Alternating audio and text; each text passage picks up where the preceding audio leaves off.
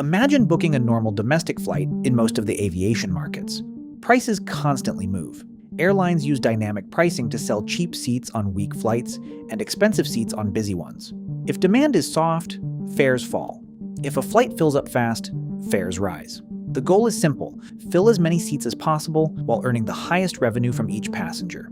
In a competitive market, airlines constantly undercut each other to avoid flying empty. That is how modern airline revenue management is supposed to work.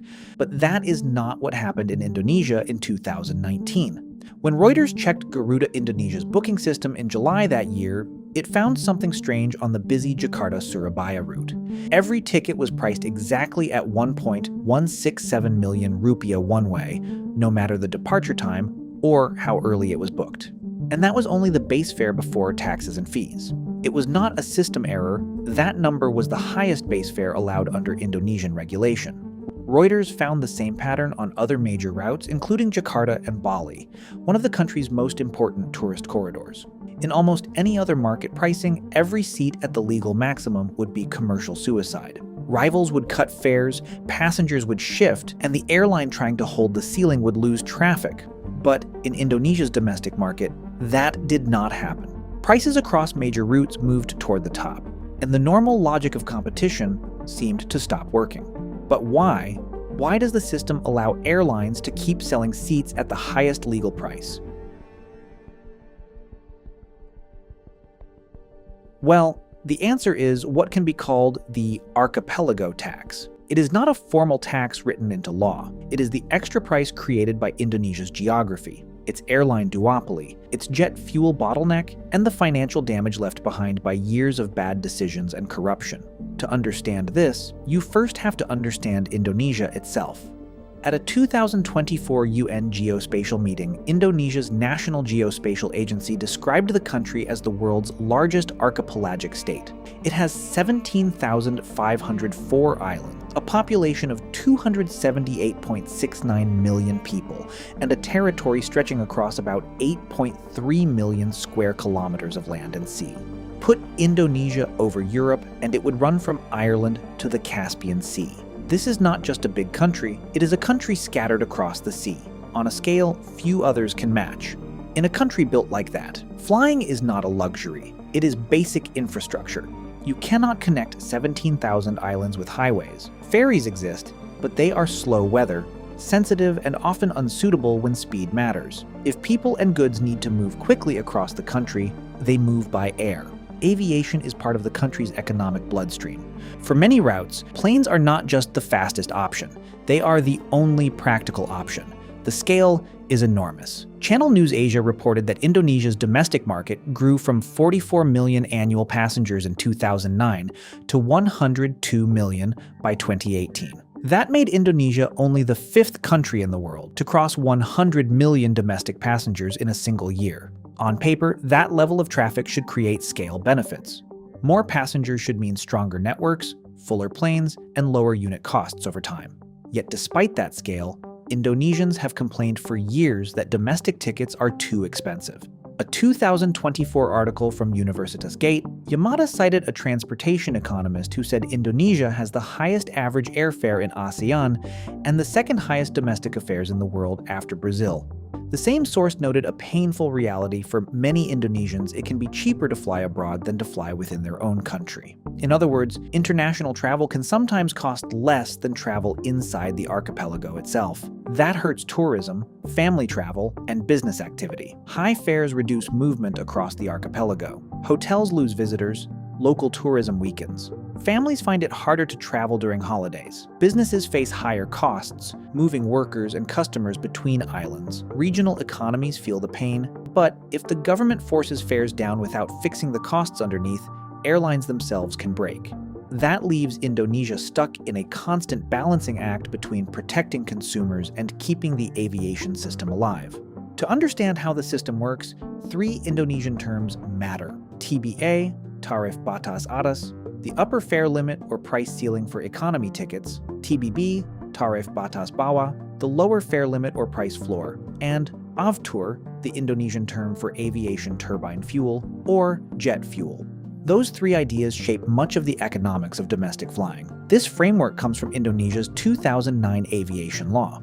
Economy fares are not fully left to the market. The government calculates them using a distance-based tariff, then adds tax, compulsory passenger insurance, and approved surcharges. The result becomes the legal ceiling. The TBA, the Minister of Transportation, sets that ceiling and airlines cannot sell economy seats above it. At first glance, that looks consumer-friendly. It seems designed to stop price gouging in a market where people often have no alternative. But fare caps can also distort airline pricing. Reuters noted that they disrupt the normal system where airlines charge much more during peak periods and much less during quiet times. Instead of allowing big holiday premiums to fund cheap off-peak seats, the cap flattens the pricing range. Prices tend to drift upward toward the ceiling, and the deep discounts many travelers depend on start to disappear. What looks like protection can end up reducing affordability. Then there is the floor. In 2019, the government tightened it. A cabinet secretariat said the TBPS had to be set at 35% of the TBA, depending on the airline service group that created a protected band.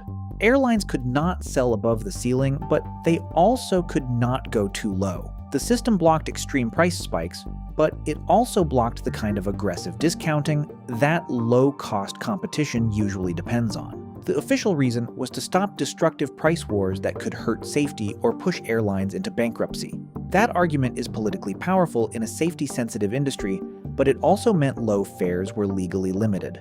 For the Bali-Jakarta route in 2019, the government set a ceiling of 1.431 million rupiah and a floor of 500,850 rupiah.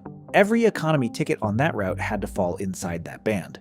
In practice, the market was allowed to move, but only inside a narrow corridor approved by the state. There is another detail that matters. The ceiling usually refers only to the base fare.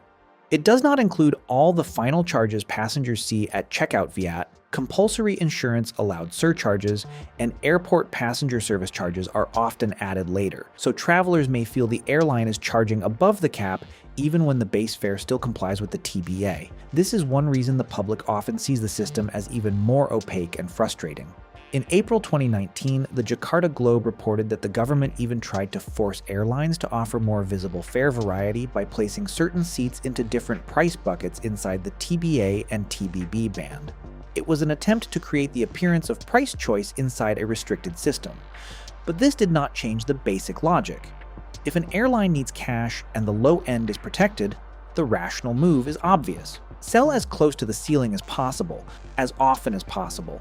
That is exactly what Reuters found Garuda doing in Jakarta and Surabaya. All tickets were sold at the maximum base fare. Reuters found similar pricing on routes like Jakarta, Bali, and Jakarta.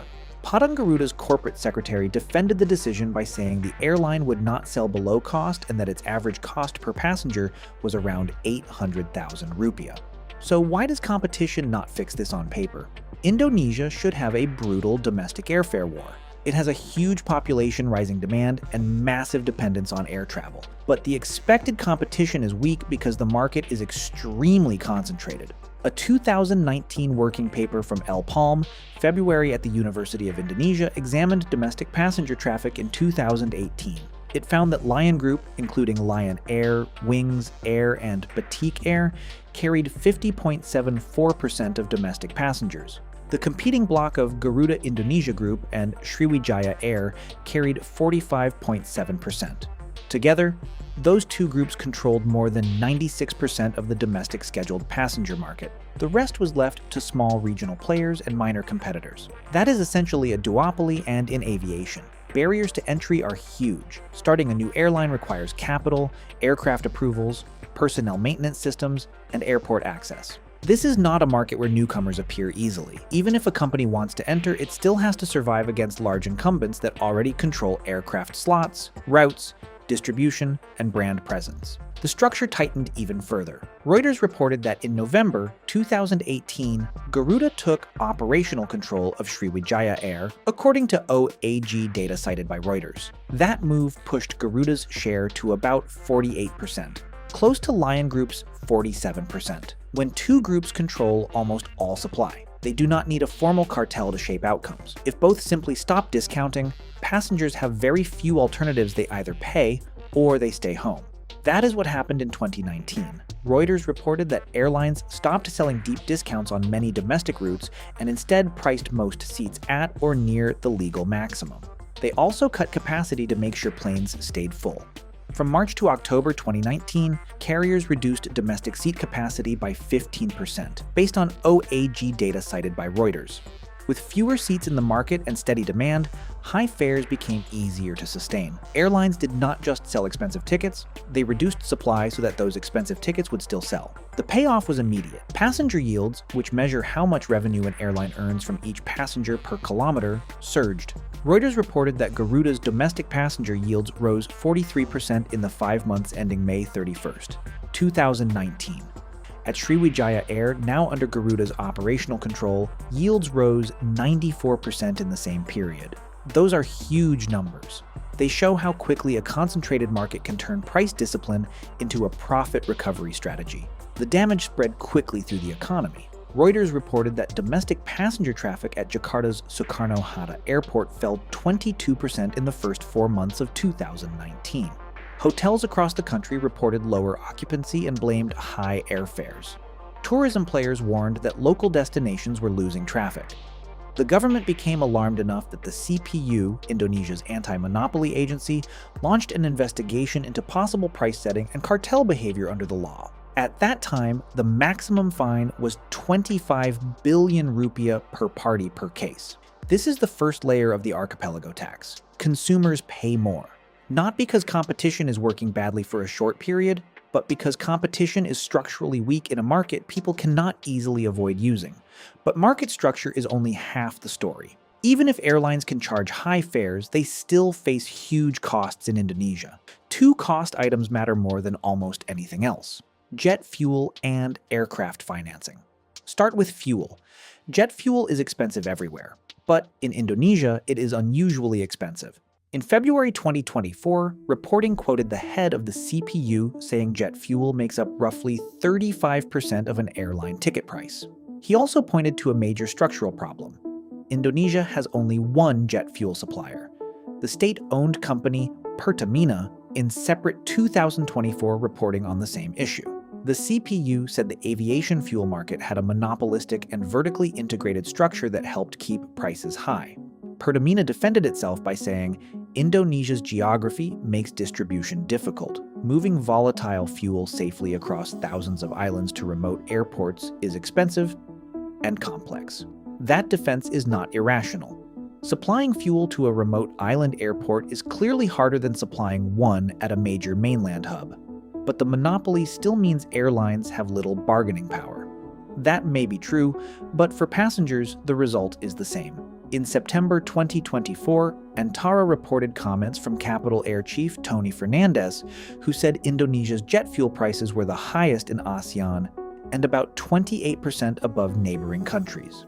In the same report, Antara said the government was pushing a cross-ministerial plan to cut ticket prices by at least 10% before the end of October, when even major industry players say the fuel bill is the highest in the region. It is hard to avoid the conclusion that the supply chain itself is part of the problem. The rules also allow airlines to pass fuel shocks on to customers. In August 2022, Indonesia's Directorate General of Civil Aviation said airlines could apply a fuel surcharge. That surcharge could reach 15% of the TBA for jet aircraft and 25% for propeller aircraft. So even if the base fare cap remains unchanged, the total checkout price can still stay high. If fuel remains expensive, that is why a fare ceiling alone does not guarantee cheap travel. Then comes the second major cost burden, the financial hangover. This is what happens when an airline's balance sheet is crushed by bad leasing deals, debt, and past corruption. Garuda Indonesia is the clearest example. In June 2022, Reuters reported that Garuda's creditors approved a restructuring plan for about $9.7 billion of debt. Of that, roughly $5.5 billion to $6 billion would be actively restructured, while other large obligations to state firms like Pertamina and airport operators would simply be extended. The goal was not growth, it was survival. The flag carrier was trying to avoid collapse. The hole was even deeper than first expected. Reuters reported in May 2022 that Garuda wanted to cut recognized liabilities from $9.8 billion to $3.7 billion. but creditors submitted claims worth around $13.8 billion. That gives a sense of how broken the balance sheet had become. Aircraft costs played a major role in this crisis. In January 2022, the Business Times reported comments from State-Owned Enterprises Minister Eric Heer, who said Garuda operated too many aircraft types, including planes poorly matched to the routes they served. A mixed fleet raises training, maintenance, spare parts, and operating costs, though Heer also said Garuda's costs were far above industry norms and revealed that aircraft leasing alone was consuming 28% of the airline's revenue. That is a crushing ratio for any airline. That would be bad enough on its own. But Garuda's problems were also tied to corruption. In May 2020, reports showed that former Garuda CEO Amisha Sattar was sentenced to 8 years in prison for bribery and money laundering, linked to aircraft and engine procurement from Airbus and Rolls-Royce, including deals tied to CityLink. The scandal did not stop there. In July 2024, reports showed the same former CEO received another 5-year sentence over separate corruption charges tied to Bombardier regional jets and ATR turboprops. Prosecutors said weak procedures, poor transparency, and self-dealing led to badly performing fleet decisions and estimated losses to the Indonesian state of about $610 million. The court also imposed a 500 million rupiah fine. These were not small errors, they were decisions that damaged the airline's economics for years. Put all of this together and the logic becomes brutal but clear. If an airline faces the region's highest jet fuel costs, leasing bills that consume more than a quarter of its revenue and billions of dollars in debt from years of bad procurement and corruption, it has very few ways left to survive. It can cut capacity, squeeze costs, and push revenue per seat as high as possible. In a duopoly protected by a government fare band, raise revenue per seat usually means one thing. So near the legal ceiling, there is, of course, a counter-argument. Some say these fares simply reflect the real cost of running safe airlines across a huge island nation. Maybe tickets are expensive because cheap tickets would be unsustainable. That view does have weight. In April 2019, the Jakarta Globe quoted the transportation minister saying that an earlier period of fierce price competition had pushed airlines into heavy losses because their costs were higher than their revenue. Cheap fares can be politically popular, but an airline industry that bleeds cash can quickly become unsafe and unstable. But the real weakness of the system is how the state responds. Instead of fixing the structural causes of high costs, such as the fuel monopoly, airport charges, or the financial overhang at major airlines, the government often tries to stabilize the airlines first and only then negotiate small fare reductions that may keep the system from collapsing. But it also keeps fares high. The state protects the fragile structure, then asks it to be slightly less expensive. So what can change? One option is real competition in jet fuel. In 2024, reporting on the CPC's position, the agency recommended open access and a multi-provider system for aviation fuel supply and distribution. Pertamina resisted, arguing that Indonesia's geography makes secure supply too important to leave to a looser market.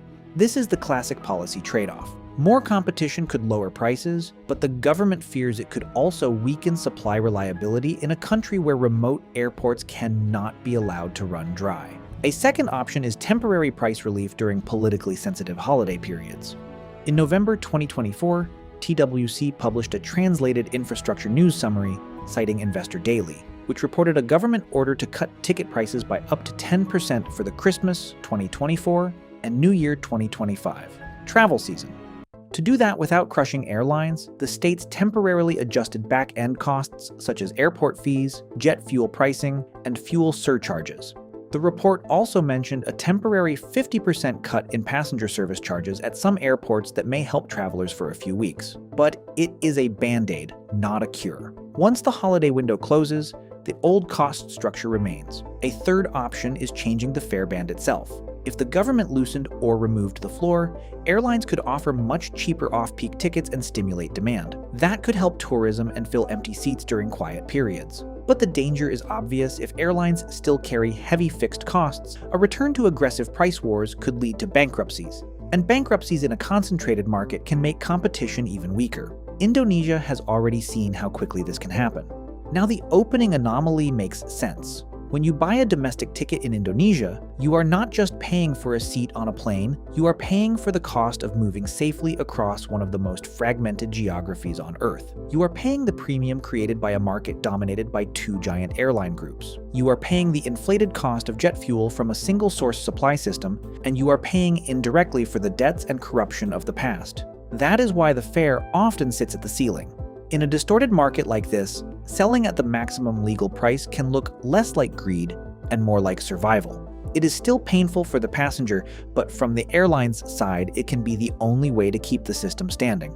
So the real debate facing Indonesia is not just whether tickets are too expensive, it is whether the country is willing to accept the pain that real reform might bring. If the government broke the fuel bottleneck, loosened the floor, and allowed deeper competition, the short-term results might be airline failures, route cuts, and serious disruption. But without those reforms, the archipelago tax will remain, and Indonesian passengers will keep paying for a system that is still trying to fix itself. Let me know your thoughts in the comments below, and make sure to subscribe for our next interesting video coming soon. This is Kyle, and you are watching Beyond Economy.